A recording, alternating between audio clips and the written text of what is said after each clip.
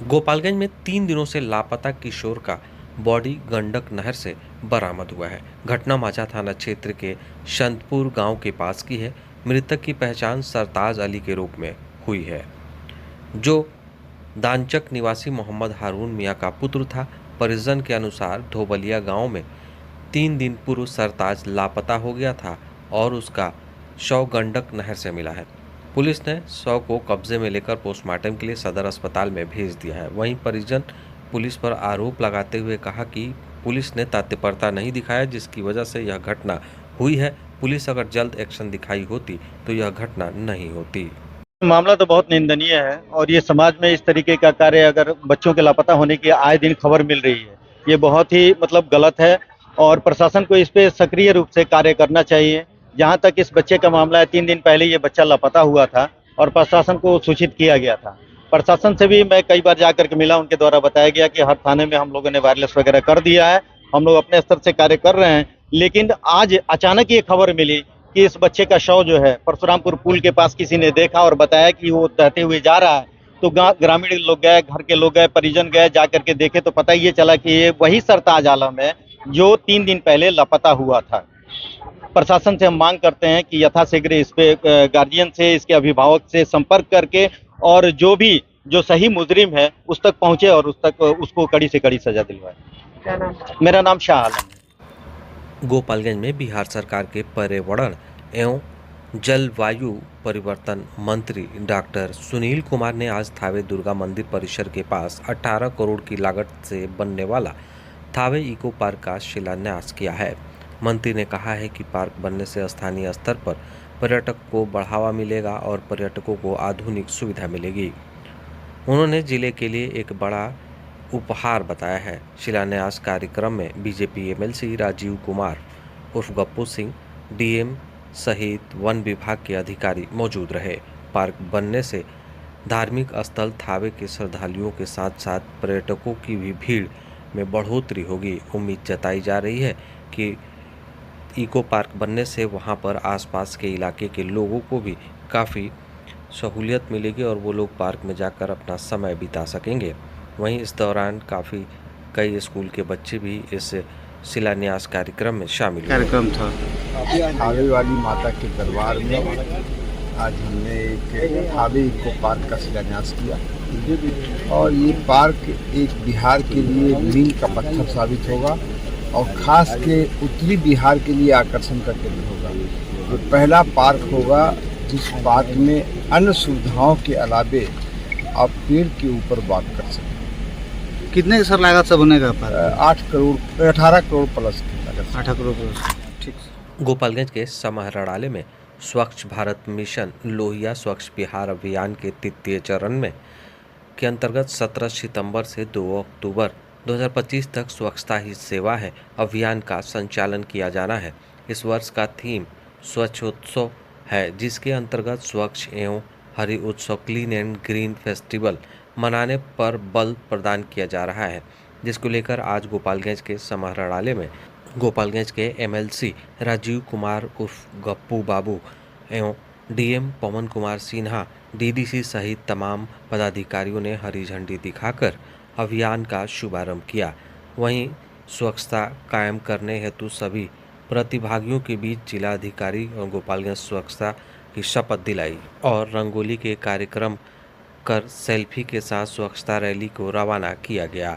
वहीं सभी लोगों को जागरूक किया गया कि स्वच्छता ही जीवन है, स्वच्छ रहें और स्वस्थ रहें। गोपालगंज में दुर्गा पूजा मेला की सुरक्षा व्यवस्था को लेकर जिला प्रशासन अलर्ट मोड पर है। डीएम और एसपी ने पूजा पंडालों में घूमकर श्रद्धालुओं की सुरक्षा व्यवस्था का जायजा लिया।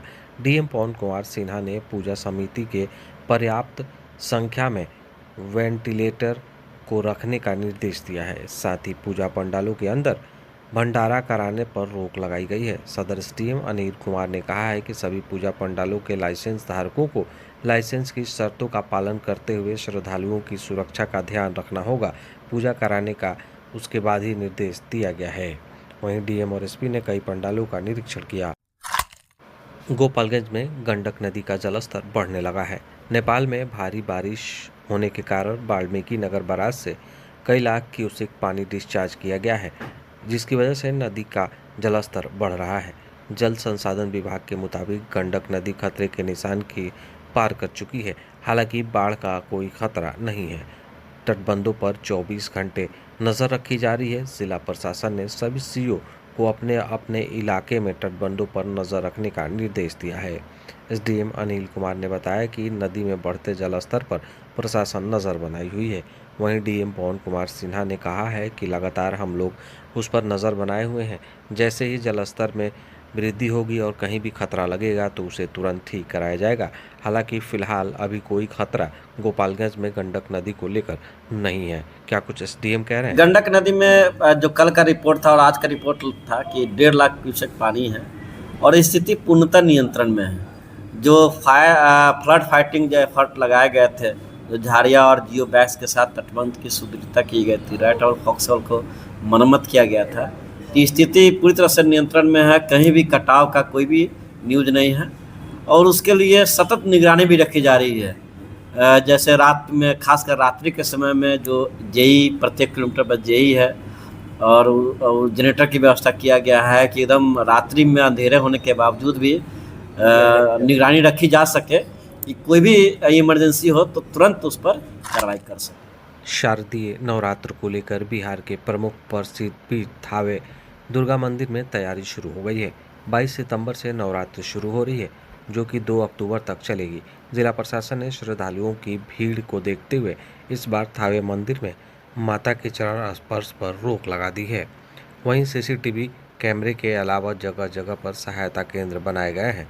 सदर एसडीएम अनिल कुमार ने बताया कि नवरात्रि में बिहार के अलावा कई राज्यों से लोग मां थावे वाली की दरबार में पूजा करने आते हैं, जिसको लेकर कड़ी सुरक्षा व्यवस्था का इंतजाम किया जा रहा है। ऐसे में लोगों से भी अपील है कि लोग शांतिपूर्ण दर्शन कर अपने अपने घरों को लौट जाएं। देखिए, हम लोग का जो वहाँ भीड़ के मद्देनज़र सीसीटीवी कैमरा को हम लोगों ने पूर्व में ही दुरुस्त कर लिया है।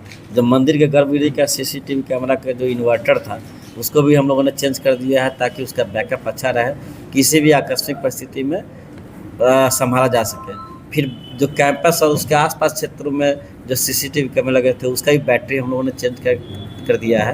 काफ़ी पुरानी बैटरी थी, उसको हम लोगों ने नया किया है। तो पूरी व्यवस्था है। हम लोग कंट्रोल रूम बनाए हुए हैं और उस समय जो हमारे जो दंडाधिकारी होंगे, वरीय पदाधिकारी होंगे, वहाँ बैठेंगे और एक एक पल का उसका मॉनिटरिंग करेंगे कि कहीं कोई गलत गतिविधि तो नहीं हो रही है, किस तरह की चोरी और जो हम लोग सुनते रहे उस तरह का कोई अति नहीं हो रहा है।